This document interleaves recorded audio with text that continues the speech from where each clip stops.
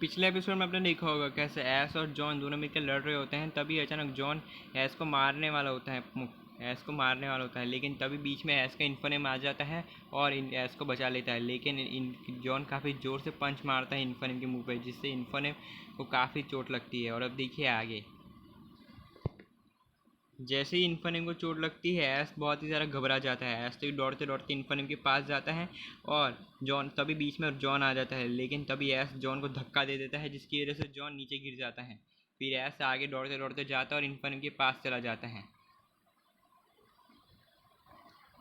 ऐश तभी इन्फोनेम के पास जाता है। ऐश जैसे इन्फोनेम के पास जाता है ऐश इन्फोनेम को उठाता है और बोलता है, इन्फोनेम क्या तुम ठीक तो हो ना, तुम्हें लगी तो नहीं ना। तभी हम इन्फोनेम को देखते हैं जो कि हाँ में सर हिलाता है और बोलता है कि हाँ मैं ठीक हूँ, मुझे कोई चोट नहीं लगी। लेकिन तभी अचानक इन्फोनेम नीचे गिरने वाला होता है, लेकिन ऐश उसको कंधा दे के उठा लेता है। ऐश तभी उसे अपना सहारा देता है और उसे उठाता है। इन्फोनेम को ऐसी हालत में देख के ऐश बहुत ही ज़्यादा घबरा जाता है। लेकिन इसके बाद ऐश तभी बहुत ही ज़्यादा स्माइल करने लगता है, क्योंकि इन्फोनेम है ना पहले से काफ़ी ज़्यादा बेहतर फील कर रहा होता है। ऐश देख कर बहुत ही ज़्यादा खुश हो रहा होता है। जैसे ही ऐश इन्फोनेम से बात कर ही रहा होता है तभी अचानक पीछे से हम देखते हैं कि जॉन आ जाता है और वह ऐश को पकड़ लेता है। जॉन तभी ऐश को पकड़ लेता है। जैसे ही जॉन ऐश को पकड़ता है जॉन तभी ऐश से बोलते हैं, ऐश तो अब तुम्हें यहाँ से कौन बचाएगा, तुम्हारा मरना निश्चित है, यहीं पे तुम मरोगे, इसी जगह पे तुम्हारी समाधि बनेगी, तैयार हो जा मरने के लिए। इतना बोलते ही जॉन तभी ऐश के ऊपर हमला कर देता। इसके बाद तभी हम ऐश को देखते हैं। ऐश तो बोलते हैं, जॉन तुम कैसी बात कर रहे हो, तुम मुझे मारने की बात करो, हम दोनों बेस्ट फ्रेंड हैं और भला कोई बेस्ट फ्रेंड को क्यों मारेगा।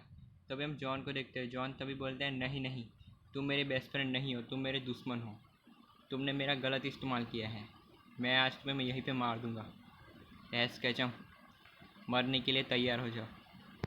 इसके बाद तभी हम ऐश को देखते हैं जो कि काफ़ी ज़्यादा गुस्से में आ जाता है और जॉन को धक्का दे देता है। जॉन जैसे ही धक्का लगता है जॉन तभी नीचे गिर जाता है। ऐश तभी जॉन से बोलता है, जॉन तुम पागल हो गए हो, ये तुम कैसी बात कर रहे हो, तुम मुझे मारोगे, अपने दोस्त को मारोगे, तुम्हें शर्म नहीं आती, मुझे मारोगे। इसके बाद तभी हम ऐश के पिकाचू को देखते हैं जो कि ऐश के शोल्डर से नीचे उतर जाता है और ऐश को रोकने की कोशिश करता है। वो ऐश का पैर पकड़ लेता है और ऐश से बोलता है पीछे हट जाओ, लेकिन फिर ऐश हटता नहीं और आगे जाने लगता है। पिकाचू काफ़ी ज़ोर से उसका पैर पकड़ता है और ऐश को बोलते हैं कि रुक जाओ, और पिकाचू की इतने समझाने के बाद फाइनली ऐश रुक जाता है। इसके बाद तभी हम जॉन को देखते हैं। जॉन तभी ऐश से बोलते हैं, लगता है तुम ऐसे नहीं मानने वाले, मुझे कोई बात नहीं, लगता है मुझे अपना है ना वो ब्रह्मास्त्र यूज़ करना होगा जिसके लिए मैंने छुपा के रखा था, अब मैं उसे इस्तेमाल करूँगा। इसके बाद तभी हम जॉन को देखते हैं। तभी अचानक जॉन की पॉकेट से अचानक एक चीज़ गिरती है और वो कोई चीज़ नहीं होती बल्कि पोकेबॉल होती है जो कि ग्राउंड पे गिरती है। जैसे ही पोकेबॉल ग्राउंड पे गिरती है अचानक उस पोकेबॉल में से है ना जॉन का पार्टनर पोकेमॉन, यानी कि जॉन का सबसे पावरफुल और सबसे स्ट्रॉन्गेस्ट पोकेमॉन बाहर आता है। जी हाँ, जैसी पोकेबॉल ग्राउंड पे गिरती है अचानक जॉन का पार्टनर डार्कrai बाहर आता है। जैसे ही डार्कrai बाहर आता है वो तभी आजू बाजू देखने लगता है कि क्या चल रहा है। जैसे ही डार्कrai जॉन को देखता है वो जॉन के पास चला जाता है और उसके गले लग जाता है। लेकिन जॉन काफ़ी गुस्से में होता है और वो डार्कrai को धक्का दे देता है और डार्कrai को नीचे गिरा देता है। डार्कrai नीचे गिर जाता है और उसे काफ़ी ज़्यादा चोट लगती है। इसके बाद तभी हम डार्कrai को देखते हैं। डार्कrai खुद को उठाता है और ऐश तभी डार्कrai के पास जाता है जहाँ पे ऐश है ना जॉन के डार्कrai को उठाता है।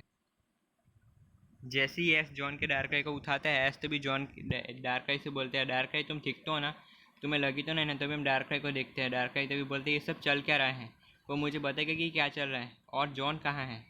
ऐश तभी बोलते हैं, जॉन जॉन ऐश को कुछ समझ नहीं आ रहा था कि वो क्या। इसके बाद तभी हम ऐश को देखते हैं। ऐश तभी अपनी पोकेबॉल फेंकता है और बोलता है कि मुझे तुम्हारी ज़रूरत है, बाहर आओ।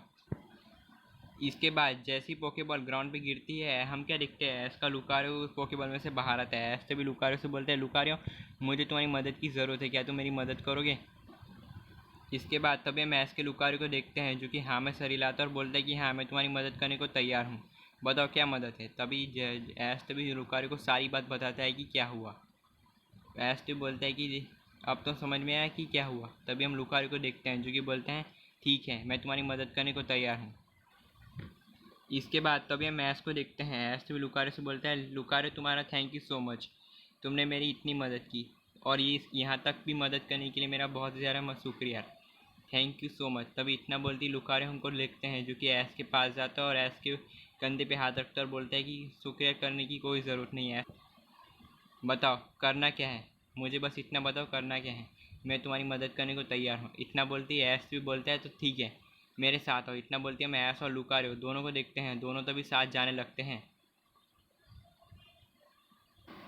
इसके बाद तभी हम ऐश, कैचम और लुकारियो दोनों को देखते हैं, दोनों ही तभी आगे पहुंच जाते हैं। जैसे ही दोनों आगे पहुंचते हुए देख के शौक हो जाते हैं, क्योंकि ऐश और लुकारियो और पिकाचू तीनों मिलके जो नज़ारा देखते हैं वो देख के बहुत ज़्यादा शौक हो जाते हैं कि जॉन अपने पोकेमॉन डार्कrai को मार रहा होता है।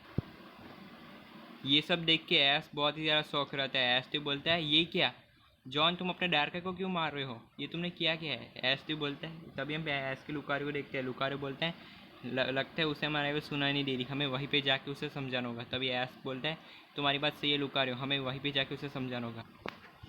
इसके बाद तभी हम ऐश और लुकारियो और पिकाचू तीनों को देखते हैं, तीनों तभी आगे जाने लगते हैं। लेकिन तभी अचानक ऐश का कोई हाथ पकड़ लेता है पीछे से आके। ऐश को कुछ समझ नहीं आता कि कौन होता है। ऐश जैसे ही पीछे मुड़ के देखता है तो देख के शौक रहता है, क्योंकि पीछे और उसका हाथ और किसी ने नहीं बल्कि इन्फर्नेम ने पकड़ा होता है। ऐश जैसे इन्फर्नेम को देखता है वो बहुत ज़्यादा शौक रहता है। ऐसे इन्फर्नेम से बोलता है इन्फर्नेम तुम यहाँ पे क्या कर रहे हो, तुम तो। तभी हम ऐश को देखते हैं। इन्फर्नेम तभी है ना बोलता है कि है ना यहाँ पे क्या क्या हुआ वो सब कुछ ऐश को बताता है। इन्फर्नेम की सारी बातें सुनने के बाद ऐश तभी बहुत ही ज़्यादा घबरा जाता है। ऐश बोलता है ये बात तुमने मुझे पहले क्यों नहीं बताई इन्फर्नेम कि ये सब हुआ। तभी इन्फर्नेम बोलता है मुझे टाइम ही नहीं मिला, आई एम सॉरी, लेकिन आगे से मैं ध्यान रखूँगा। तभी ऐश बोलता है सॉरी बोलने की कोई ज़रूरत नहीं, तुमने अच्छा किया जो मुझे सब कुछ ये सब बता दिया, अब जो भी करना है मैं करूँगा। इसके बाद तभी हम ऐश के पिकाचू को देखते हैं, जो कि ऐश के पास जाता है और ऐश से बोलता है कि हमें ये बात ओल्ड मैन को बतानी चाहिए, ओल्ड मैन हमारी इस काम में मदद कर सकते हैं। इतना बोलते ही ऐश का पिकाचू बोलता है मैं अभी ओल्ड मैन को बताने जा रहा हूँ ये सब। इसके बाद हम तभी ऐश के पिकाचू को देखते हैं, जो कि दौड़ने लगता है। इसके बाद तभी हम पिकाचू को देखते हैं, जो कि दौड़ते दौड़ते जाने लगता है। लेकिन तभी अचानक ऐश तभी इन्फर्नेम से बोलता है इन्फर्नेम इधर आना। इसके बाद तभी हम ऐश के इन्फर्नेम को देखते हैं, जो कि ऐश के पास जाता है और ऐश से बोलते हैं कि क्या हुआ ऐश, तुमने मुझे क्यों बुलाया। तभी ऐश बोलते हैं इन्फर्नेम जल्दी से पिकाचू को उठा के ले आओ। तभी इन्फर्नेम बोलता है क्या, पिकाचू को उठा के ले आओ। तभी ऐश बोलता है जितना का उतना करो, जाओ पिकाचू को उठा के ले आओ। इसके बाद तभी हम इन्फर्नेम को देखते हैं, जो कि पिकाचू के पीछे से दौड़ने लगता है।